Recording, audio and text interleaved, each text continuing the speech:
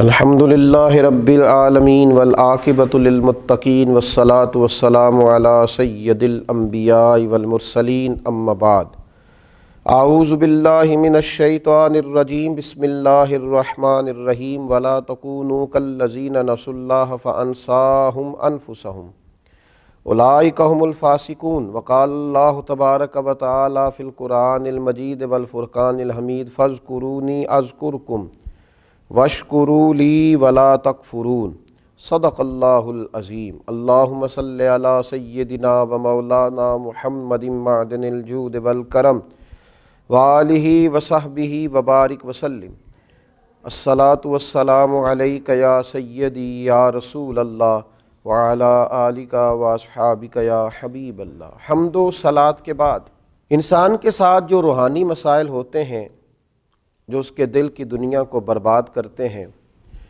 اور اس کے باطن کو اجاڑ دیتے ہیں، ان میں سے ایک بڑا مسئلہ، ایک بڑی بیماری نسیان خالق ہے۔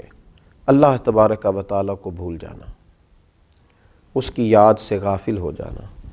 نسیان خالق کا مطلب ہے کہ اللہ تعالیٰ کی اطاعت اور فرما برداری کو ترک کرنا، حقوق اللہ کو فراموش کرنا، اللہ کی یاد سے غفلت برتنا، اس کے ذکر کو بھول جانا، دعاؤں کے ساتھ زیادہ دلچسپی نہ رکھنا معاذ اللہ۔ یہ وہ ساری چیزیں ہیں۔ اس کا مطلب ہے کہ نسیان خالق کر دیا اس نے۔ مخلوق کو تو اس نے یاد رکھا، لیکن اللہ تبارک و تعالیٰ کی یاد سے، اس کے تذکرے سے یہ غافل ہو گیا۔ جب انسان رب کو یاد کرتا ہے نا اور اپنے مالک کا تذکرہ کرتا ہے تو اسے نصیب کیا ہوتا ہے؟ فرمایا فاذکرونی اذکرکم، تم مجھے یاد کرو، میں تمہیں یاد کروں گا، میں تمہارا تذکرہ کروں گا۔ حضرت عبداللہ ابن عباس رضی اللہ تعالیٰ عنہ ارشاد فرمایا کرتے کہ اللہ تبارک و تعالیٰ ارشاد فرماتا ہے کہ تم فرما برداری کر کے مجھے یاد کرو اور میں اپنی امداد کے ساتھ تمہیں یاد کروں گا۔ تم اللہ تبارک و تعالیٰ کی یاد اگر تنہائی میں کرو گے تو رب کریم بھی تمہیں تنہائی میں یاد کرے گا، اور اگر تم جماعت میں اس کا ذکر کرو گے تو وہ اس سے بہتر جماعت میں تمہارا ذکر کرے گا۔ حضرت صدر اللہ فاضل رحمۃ اللہ علیہ فرمایا کرتے تھے ذکر کی تین قسمیں، ایک تو ذکر لسانی ہے، اپنی زبان سے ہر وقت اپنے مالک کو یاد کرنا۔ اچھی چیز دیکھی تو ماشاءاللہ، نعمت ملی تو الحمدللہ، کوئی مصیبت آ گئی تو انا للہ و انا الیہ راجعون، ہر وقت ہر جگہ، کھانا کھانے سے پہلے دعا، کھانا کھانے کے بعد دعا، نیند سے پہلے دعا، اٹھتے ہی دعا، ہر وقت اللہ کی یاد، ذکر لسانی ہے۔ اور ایک ہے ذکر قلبی، دل سے اللہ کو یاد کرنا۔ ہمارے اوپر رب تعالیٰ کی جو نعمتیں ہیں جو بغیر ہمیں مشقت کے ملی ہیں، ان کا احساس کرنا، یہ ذکر قلبی ہے۔ مالک کریم نے بہت ساری غلطیوں کے باوجود جو ہمیں سزا نہیں دی، اس کا احساس پیدا کرنا، یہ ذکر قلبی ہے۔ اللہ کی نعمتوں میں غور کرنا، اللہ کی نشانیوں میں غور کرنا، یہ ذکر قلبی ہے۔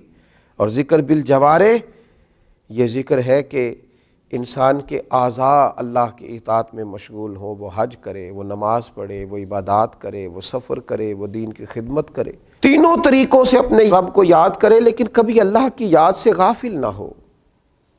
ہمارا اب یہ حال ہو گیا ہے کہ مصیبت میں بھی اب یاد خدا ہم کو نہیں آتی، دعا منہ سے نہ نکلی، بس جیبوں سے عرضیاں ہی نکلیں۔ ہم دیکھتے ہیں اتنے میرے تعلقات ہیں، اتنے میرے وابستگان ہیں، اتنا میرا لوگوں کے ساتھ اٹھنا بیٹھنا ہے، میری مشکلات حل ہو جائیں گی۔ ہمیں اللہ تبارک و تعالیٰ کی طرف اپنا رجوع کرنا چاہیے، ہمیں اپنے رب کو یاد کرنا چاہیے، ہر وقت اپنے مالک کا تذکرہ ہماری زبانوں پر ہونا چاہیے، ہمیں ہر وقت بھروسہ اپنے رب کریم پر کرنا چاہیے۔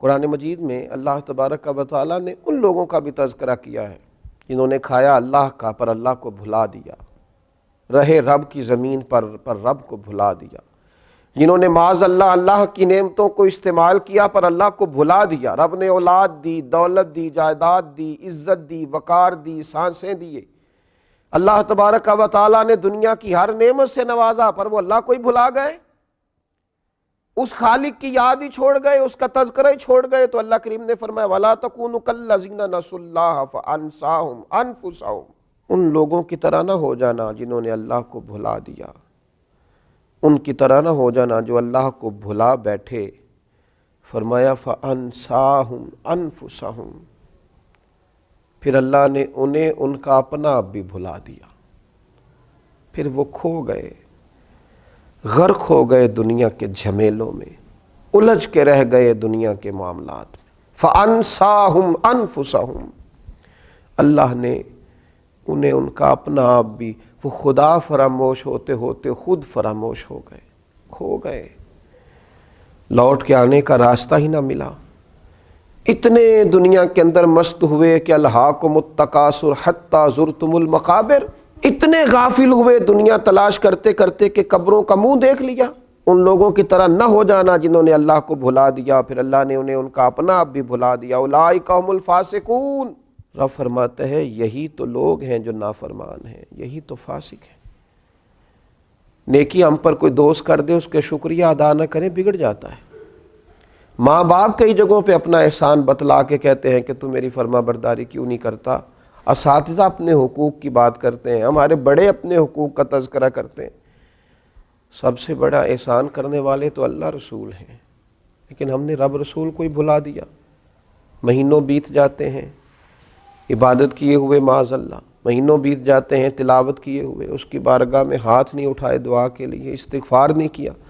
میرے نبی پاک صلی اللہ تعالیٰ علیہ وسلم نے ارشاد فرمایا، آپ ذرا ان لفظوں کا جلال دیکھیں، ان کے اندر جو تنبیہ ہے اس تنبیہ کو دیکھیں۔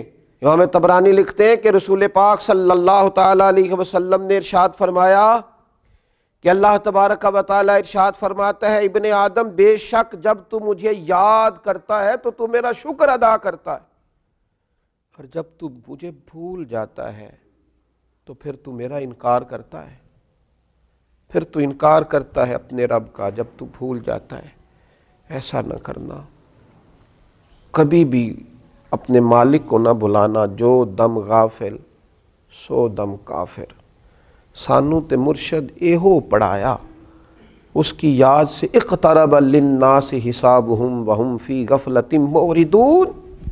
اللہ فرماتے ہیں لوگوں کے تو حساب کا وقت قریب آ گیا، وہ ابھی بھی غافل ہو کے پھر رہے ہیں۔